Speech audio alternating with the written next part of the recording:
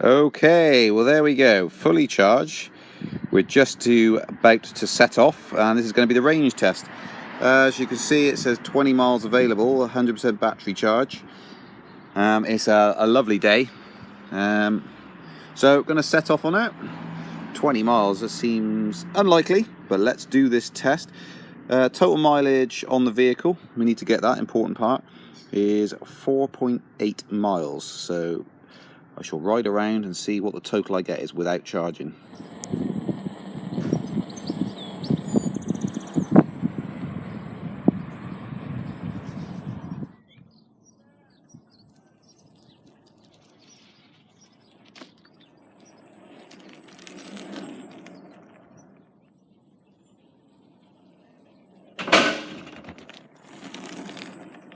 Now those are something that I don't like going over. They do it, but it sort of confuses it a little bit. It goes a bit funky, same with the E Plus as well. They don't like cattle grids. But going well so far. Very nice ride. As I suspected, over bumpy pavements and ground, it's a lot harder to keep the unit dead upright.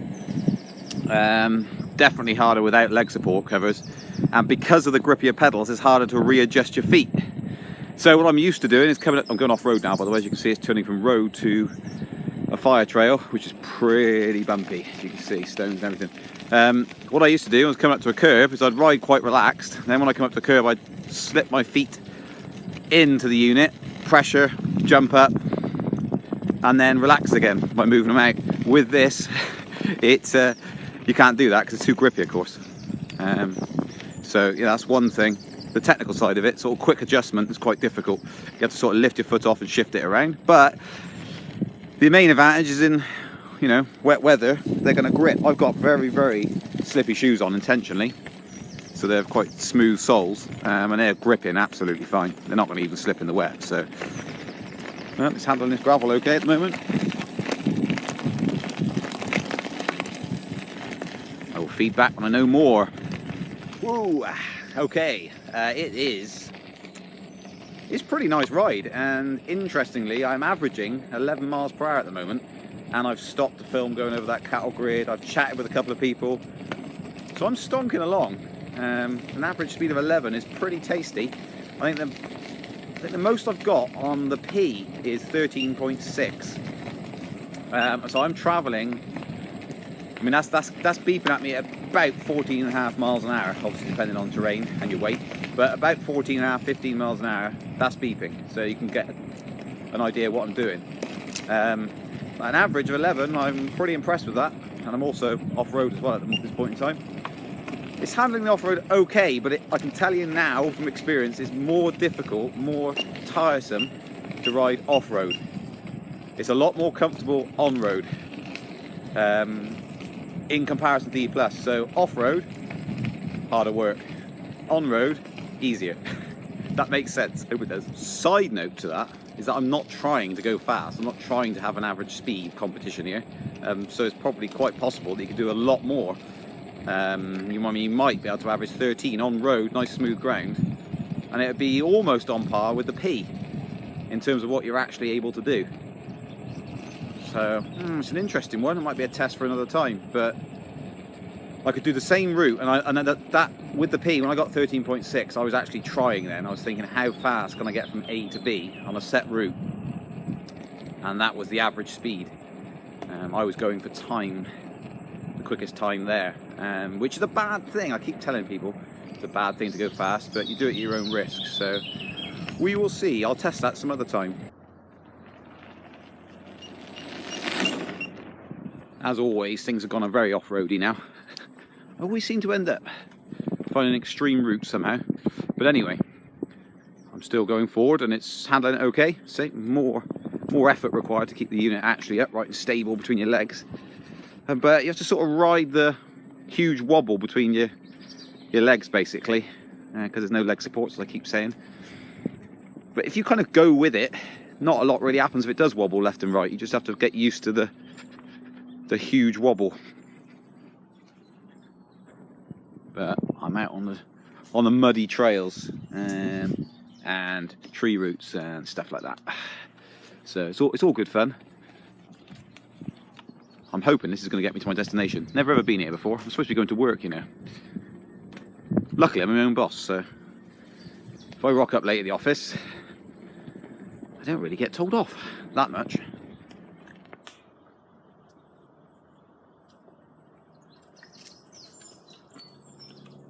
Woohoo! I'm not going to lose all my riding stats. Pick it up, no spin. No need to shut it off.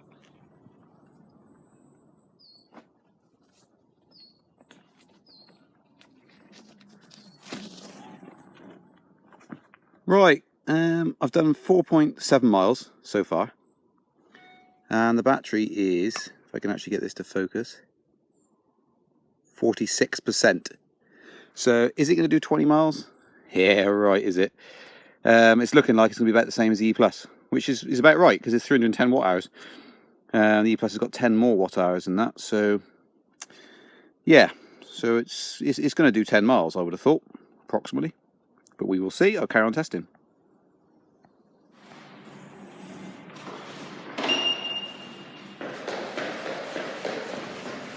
Okay, so I've done 6 miles and we're at 10.8 miles total distance travel. So I've done 6 miles, you remember 10.8. I'm at work, so I'll boot down and then go back on it later and see what mileage we can get this up to. Oh, and a quick one, 49% battery now. So I think maybe it's because I went all uphill, but it looks as though I'm gonna stick at 10. Stick at 10. If we get better than that, that's awesome. Okie dokie. Right, currently travelling along at 27% battery now. I've just done a live video. Some of you joined. For those that didn't, it went on to low battery, 19%, and then restricted me right down, but I've been riding quite a bit since then, and it's gone back up again. So I'm 15.5 miles, if you can't really see that. And this current journey so far, 2.4 miles. So I will just continue on. And in yellow part of the bar, if I can get the battery back again, it does restrict a little bit more, so you can't quite get the top speed. So you get to about 13 something. There we go, 13.6. It pushes you back. And when it's green, you can go faster than that. Again, about 14.5, it starts pushing you back. But you can trundle along about 12.5, 13 miles an hour in the yellow. And in the green, 13.5 miles an hour. Right, let's carry on. Okay, there we are. So we're at, yep. So it won't let me go to 8 miles an hour. We're at 16% battery. It says 3 miles left. Done 3 miles on this journey. So yeah, I can't go faster than 7 miles an hour, which is quite slow. Feels very slow when you've been travelling at sort of 13 miles an hour. Better than walking, I suppose. But yeah, there we go. So at the moment, total mileage 16.1.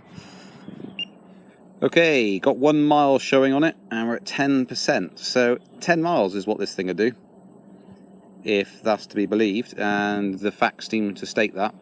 With my rider weight, so I'm about 13 stone, 5 pounds, something like that, probably. Go and work that out on the old Google Webs in pounds or whatever format you want it to be in. So 10%, 1 mile remaining. You can trundle along at 7 miles an hour, just, but only 1 mile left. So doesn't like when you go to 8 lit. But I am going up, stay still. There we go. That's it, boys. Good, I'm glad I got that on video. So 9%, won't blow any more than that. 1 mile. There we go. I wonder if I lock it, it'll stop beeping. Vibrating. Can't lock it. Okay, so that's when it stops you, 9%.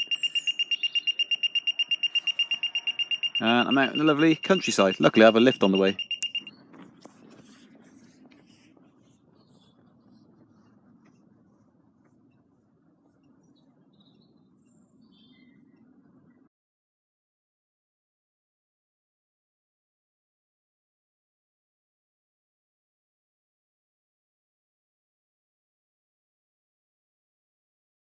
and that is the weight of the S2, kilograms.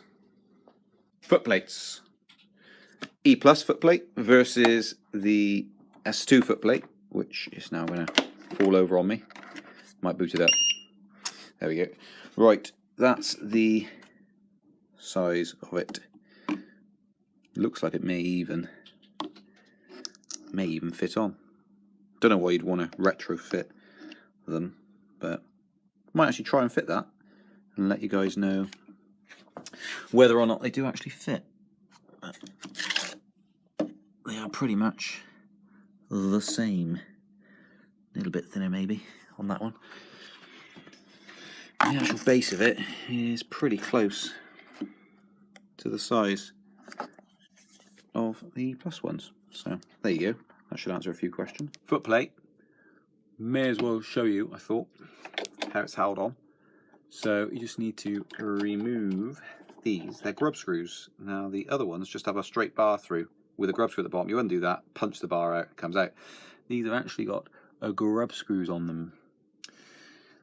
And this controls how tight you want it to be. Like now, as you can see, when it removes all loose, if you do it up, it actually gets stiffer. So you can kind of hone it in to what you want it to be. That's pretty stiff now. So you can just get it just right to what you want. You get the idea. Right, let's undo that. But do not lose these, of course. Otherwise, you won't be able to get spares because I haven't got any yet. Soon. Okay, and there's that side out. Both exactly the same size, see? Would appear to be. Yes, they are. Thought I was wrong for a second. Okay, and then we got a bar through the middle of this that we need to get out. As far as I know. Oops, what am I doing? Oh no. I did have everything on standby. I presume it's the same size grub screw. It is. That's pretty tight in there. Okay, let's try that. There she goes. Right, what do we got? We got a little plastic, and it is mildly tapered. I think it might just be a. Maybe it's not tapered. That sits in that side. I presume there's another one on the other side. And this is the bar that actually has a flat edge on it. I don't know if you can see that. And there we go. There's the foot plate. Let's see. Yeah, it does come with a little plastic thing the other side as well. Okay, let's see. It's got to fit on, hasn't it? This